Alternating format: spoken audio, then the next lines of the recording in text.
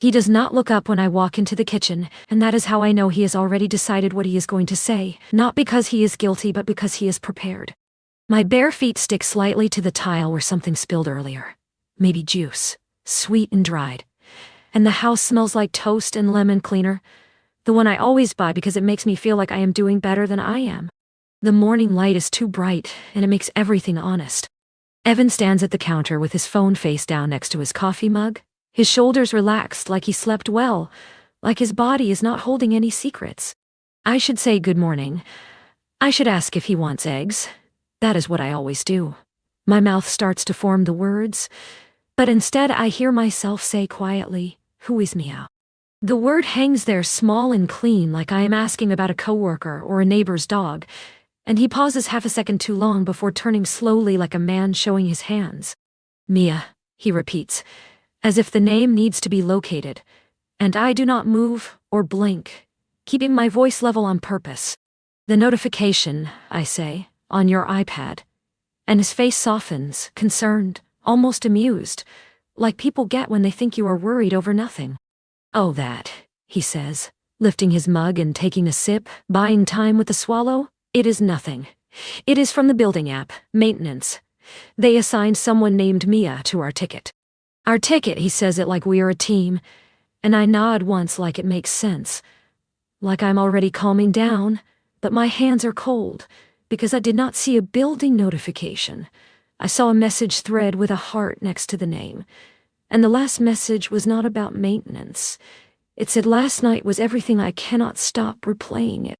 I saw it for less than a second before the screen dimmed, but my brain grabbed it instantly, and Evan watches me carefully. "You were on my iPad?" he asks lightly. And I could lie, but the truth is it was in the drawer where we keep batteries and old menus, face up and lit. "I needed tape," I say. "It was open." And he nods. "That is strange. I must have left it there," laughing softly and inviting me to laugh too, but I do not. I look at his phone, still face down, and feel something separate inside me. Not anger, but awareness. And when he touches my shoulder and tells me I am stressed, that my brain is reaching, I almost let it go. Almost. Instead, I ask to see the iPad. He hesitates and says it is probably dead, that he never charges it, and I tell him I will charge it. He asks why I am doing this, why I am trying to start a fight, and I tell him I am not trying to start anything. I am trying to understand why I saw what I saw. He exhales like he is tired and hands me the iPad, as if it is proof of my irrationality. The screen is black and I plug it in the living room while he sits on the couch like someone humoring a child who insists the monster under the bed is real. While it boots up, I see my reflection in the dark glass. My face looks normal, not wild, not unstable, just pale. The passcode screen appears, and I look at him. He blinks calmly and says he did not know there was a passcode. Maybe it updated. He tells me to try his phone code, and of course it works. The home screen loads clean and ordinary, no notifications, and he asks if I am happy. I tell him to open messages and he smiles, and tells me to do it myself. I tap the icon and for a second the list is blank, just long enough for my stomach to drop. Then a thread appears. Mia, with a heart. The last message now says, "Can you send the invoice when you have a second?" And he tells me see maintenance, exactly what I said. I open the thread and there are dozens of messages.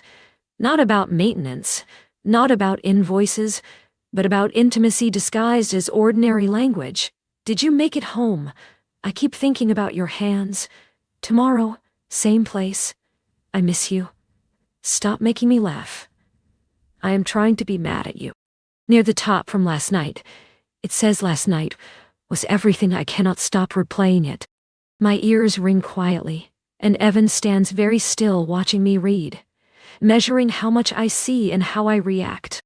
I scroll slowly and my hands do not shake. That surprises me.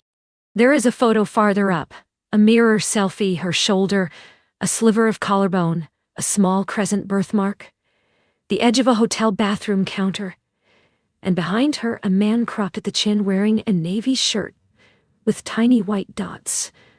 The one I bought him. I put the iPad down carefully, like if I drop it I will break something I still need. He clears his throat and says, "Okay, so you found it." And I ask who she is. He leans back, not panicking, and says he did not want me to find out like this. I ask how long, and he says a while, since last year, and my mind fills with birthdays and trips and quiet nights that now feel rearranged. I ask if he slept with her, and after a careful pause, he says, yes. And when I ask about last night, he says yes again. I look at his face trying to find shame or regret, but what I see is management. He tells me he knows it looks awful, and I tell him it is awful. I scroll again and find the message that tightens my throat. She suspects something. I cannot mess this up right now. And her reply saying she hates lying to me, that she did not sign up to be his secret. He tells her to give him time, and says I am fragile right now, and that word lands in my chest like weight because I was not fragile. I was functioning while he built another life. I keep scrolling, and then I see the earlier messages. The ones from the beginning, where he tells her he is not married, and she says good because I do not share. And the room feels colder because this is not just cheating. It is a foundation. A few days later, he tells her his roommate is out of town, and they can have the place to themselves, and the word roommate turns my stomach because that is what I am in his other life. She asks to meet his friends, and he tells her soon that his life is complicated right now. Complicated, the same word he uses with me. And he never writes wife, never writes my name. I am a problem to manage. I look around the living room at the framed photo of us from last summer. His arm around my shoulder. The throw blanket I chose, the lamp I kept because he said it was modern, all the objects that felt like proof. And I understand that he did not just cheat. He erased me. He had to keep the second life clean. And that realization is more disturbing than the sex or the messages because it means I was edited out. I sit on the couch with the iPad in my lap and scroll to the night of that wedding last summer when we came home tipsy and ate cake from the box, and he kissed my forehead and said, we would make it. And at 2:13 that same night he texted her that he wished she were there and that he hated pretending. Pretending pulls a memory from childhood. My father smiling at my mother at the table and whispering into the phone later in the hallway. My mother finding out years later and becoming quiet, folding laundry slower, leaving rooms, and me thinking that would never be me. After that, I do not do anything dramatic. I do not call anyone. I do not throw his things. I do not announce my pain to the room. I just sit there and let my nervous system settle enough to think. My brain keeps trying to make this smaller because smaller is survivable. But the details will not shrink. They expand every time I touch them. I notice patterns in his affection and absence, and realize I saw signs and negotiated with myself until I did not have to see them anymore. I think about calls in the garage, stepping outside during movies, the watch he wore to bed, the night he said I was paranoid, and how quickly I apologized, and I see how often I protected his comfort at my own expense. I walk through the house slowly and find a second charger in his backpack, a sticky note with a hotel name, and remember to delete, and my body goes cold in a clean way because this is not romance. This is an operating system. I check our bank history and see small charges in cities he was not in, rideshare receipts at night, restaurants I had never heard of. Nothing loud, just enough to fund a second rhythm. I feel the reflex to blame myself for not checking sooner and stop it because that reflex is part of the trap. I sit at the table making a list of facts when he appears in the doorway, asking if I am okay, his voice polite and controlled. And I say I am fine to see what he does when I give him nothing to manage. His eyes flick to the iPad, calculation not panic. And when he reaches for it, I place my hand there first, and he freezes before smiling and offering space. The word that always controlled distance. I see the shared calendar entries now, vague blocks that kept me from asking questions, and I take screenshots quietly to protect myself. He moves through the house too smoothly, making small normal sounds, and I notice how often I used to restore the script. And now I do not. Later I notice a small white envelope on the kitchen counter half hidden under the fruit bowl. Addressed to Evan, no return address. My name not on it. But it is in our house, on our kitchen counter. And I stare at it longer than I should before picking it up. It is heavier than a normal letter, and not sealed, just tucked. And I open it because the rules already ended. Inside is a wedding invitation with elegant script. Mia Henderson and Daniel Price request the pleasure of your company. And my breath stops because Daniel is his middle name, but not his last name. Not legally.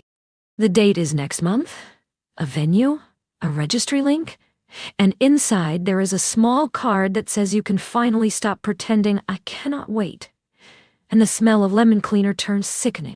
My phone buzzes with a calendar reminder, Evan client dinner 6:30, and something clicks because if there is a wedding invitation in my kitchen with another name, then client dinner can mean anything.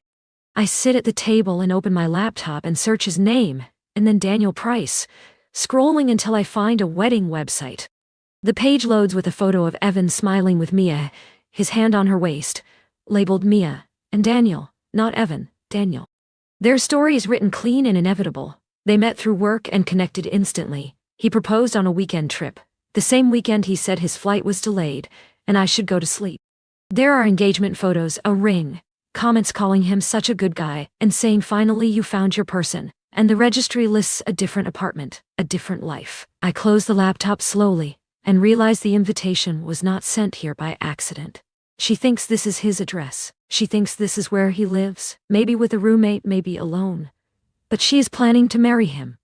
I take his spare keys off the hook and put them in my pocket and call my friend Lena, asking her to come now. When she arrives, she reads the invitation and sees the website and swears quietly.